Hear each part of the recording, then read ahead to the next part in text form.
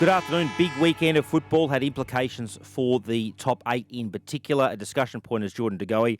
I don't want to go through it ad nauseum today because I think we need to know more facts. Just in terms of an update this morning, we understand that Jordan arrived back from Bali late last night on a flight that was delayed through no fault of his own. It was just late.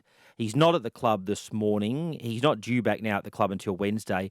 All the other senior players are back at training, I understand this afternoon at about 2 o'clock. Why is Jordan not at the club? I think the club's trying to get more facts surrounding his trip and his video before he comes back to the club. It would have been a circus if he was in there today. He also might be having a rest, given the fact that he arrived back from Bali late last night. I think one solution in all this, provided there was no misconduct or sexual misconduct, is that I'd indicate there'd be no contract renewal, and they'd review that at the end of the season. That's my solution, certainly not Collingwood's, just to emphasise that's one idea. Having said that, the video is a particularly bad look. There are all sorts of stakeholders at Collingwood, including the women that work there. Collingwood obviously want a higher standard these days in light of the Do Better report. And, for example, the netballers and the leadership group. There's a whole bunch of people at Collingwood that might be uncomfortable with the conduct of that video. So Collingwood's obviously working through those issues in particular today. The idea behind perhaps delaying his contract talks, well, that obviously puts the emphasis on him to perform and behave if he wants to stay at Collingwood, and also if he wants to go to another club next season and get a bigger and better deal. Well, he'd have to perform and behave. But as I said, we need more information. What were the terms of his last chance post his New York incident? What were the terms, if any, of him going on this trip? Who's influencing him? That statement he made in regards to blaming the media was quite bizarre on Saturday. He's got an inexperienced but obviously enthusiastic manager. So who's influencing De Goey? And as I said, I think there's some big questions, some significant ones in light of Collingwood stakeholder relations with a whole bunch of very important people, including the leadership group, the coaching group, the Do Better group, the netball team. There's all sorts of issues associated with that video. It wasn't a good look in summary, and I like what Matthew Lloyd said yesterday on the Footy show as well. Even if you look at this from a footy perspective, and he listed the top 5 or 10 players in the game, presumably they would not put themselves in that circumstance, and the Collingwood leadership group might expect a higher standard of Jordan De Goey. So Collingwood working through that. I think the AFL will be guided by Collingwood. De Goey not at the club today, not now due back until Wednesday. And I don't think at this stage, Graham Wright, the footy boss, will talk today. There's some discussion of that this morning, but that's not happening at this stage. So I think we need more facts significantly certainly before I pass judgment on any of these issues. Want to discuss the Bulldogs, a game off ninth, a gutsy 20-point win over the Giants on the weekend, but they're now a game behind essentially Richmond, Sydney, St Kilda and Collingwood in 10th, and they've got two big injury issues this morning. Taylor Duray and Cody Waitman. Duray's got a suspected medial ligament injury. Look, that's a bit of a dartboard on how long you miss with one of those, but it can typically be between 4 and 8 weeks, which would be a significant blow. He's having scans this morning, as is the very brave Cody Waitman, who dislocated his elbow. It was dislocated, played out the game, kicked 5 goals to half-time. But the trick with these elbows is if you need surgery, it's up to 12 weeks, and the season for him would presumably be over again. He's having surgery this morning. That was a great game. They scored 230 points. Green kicked 7, Norton and Waitman 5 each. It was an absolute beauty from an offensive perspective, but two big injury concerns today for the Bulldogs. Waitman facing somewhere between 0 and 12 weeks. Look, I think he'll miss some weeks at least because it affects the ligaments and all the rest of it when your elbow dislocates. But if he needs surgery, that'd be a massive blow for the Bulldogs. Duray also having scans today on his knee.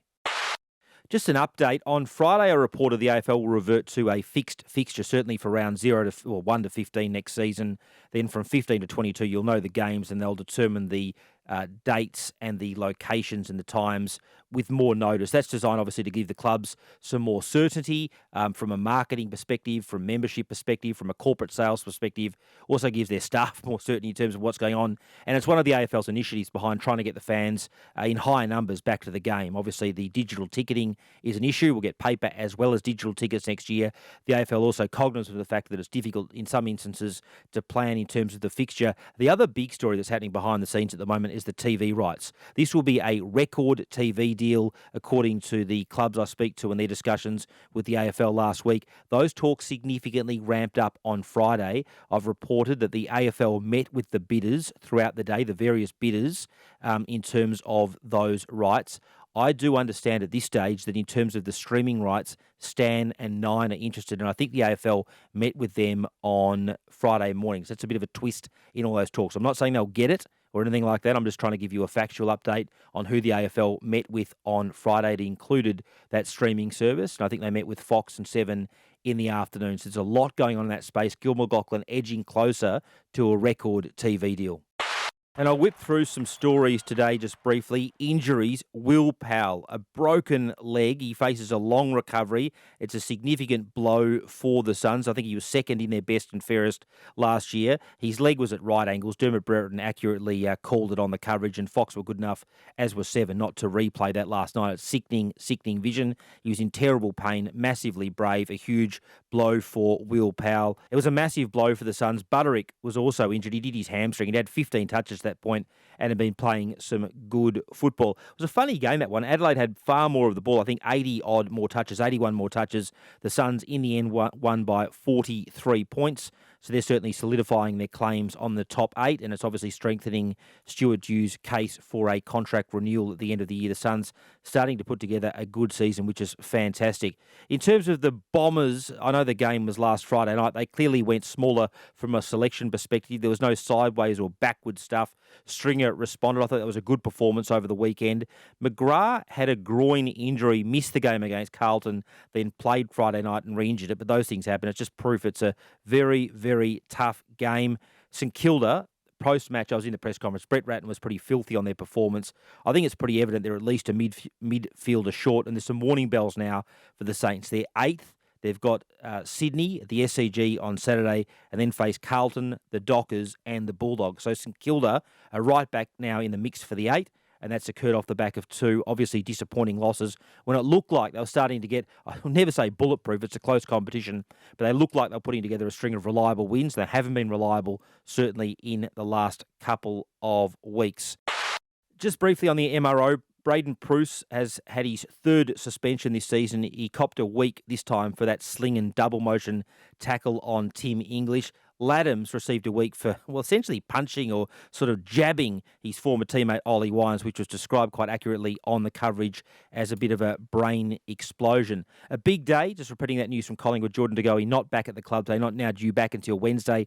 Collingwood and the AFL to a lesser extent, but mainly Collingwood working through a whole bunch of facts surrounding that issue. A big weekend of football. I'm looking forward to the full round this coming weekend. It's going to be a big news week, no doubt. Just finally one for Richmond fans. A good sign this morning. Dustin Martin was back at the club post his flu. I think he was in Sydney last weekend, the weekend before, for a funeral, unfortunately. Then obviously got the flu, so he wasn't able to play last week. Richmond just managing him, but he was back training this morning, which is good news for Tigers fans. I'll be back on Thursday with all the latest news. Triple M rocks football.